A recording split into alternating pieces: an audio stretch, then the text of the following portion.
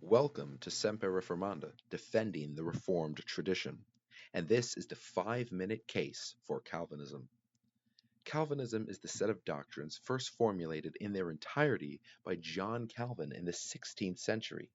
Although its doctrines can be traced back to earlier theologians such as Augustine and Thomas Aquinas.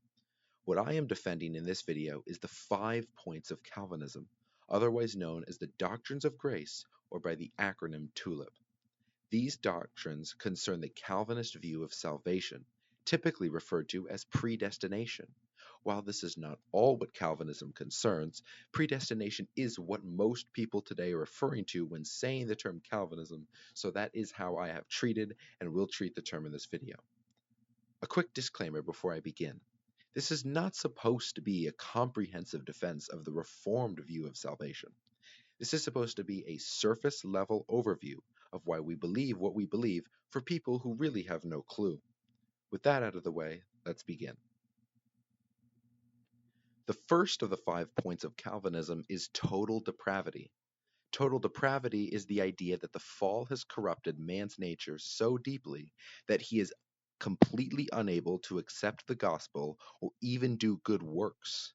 Calvinists derive this from Jesus himself in John 6:44, where he says, "No one can come to me unless the Father who sent me draws him." Christ reiterates this later in the chapter in verse 65. Another key idea for this doctrine is that as sinners, we are slaves to sin. Jesus calls all sinners slaves to sin in John 8:34. A slave obeys his master and is not free to do that which opposes his master's will. How can we be free to do any good if sin is our master? However, Christ gives us hope in verse 36, saying that if the Son makes you free, you shall be free indeed. The second point is unconditional election, which states that God, before the foundation of the earth, chose who would believe not according to any merit of their own, but according to his good pleasure. Ephesians 1:4-5 bears this out most clearly, where Paul describes how God chose them to believe before the foundation of the world, predestining them to adoption as sons by Jesus Christ. Romans 9:20-21 exemplifies how our relationship to God is one of clay to the potter, which means God is free to choose anyone he wants to be saved or damned for his glory. Thirdly, and most controversially, there is limited atonement. So controversial that even some consider themselves 4-point Calvinists. Limited atonement espouses that Christ did not die for the sins of every individual person, but only for the elect. When Christ says, "I am the good shepherd" in John 10:11, he follows that up with, "The good shepherd gives his life for the sheep."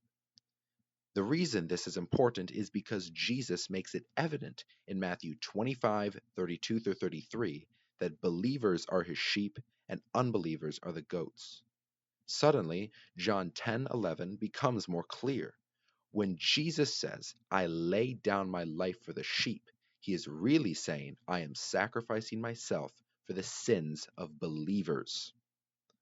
Fourthly, irresistible grace, the doctrine that states that once God calls one of his elect to faith, they will convert. No one can resist God's call to faith.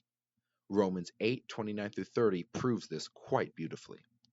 The middle part of verse 30 reads, "Whom he called, these he also justified," meaning every person God has called to faith has been justified by coming to that faith.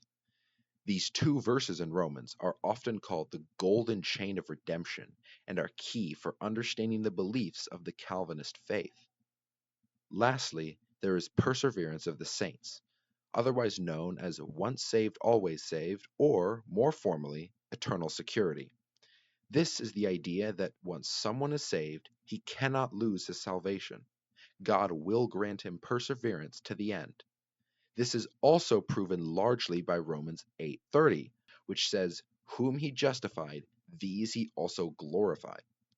Those who were justified describe those who came to faith, and those who were glorified describe those whom God glorified in heaven.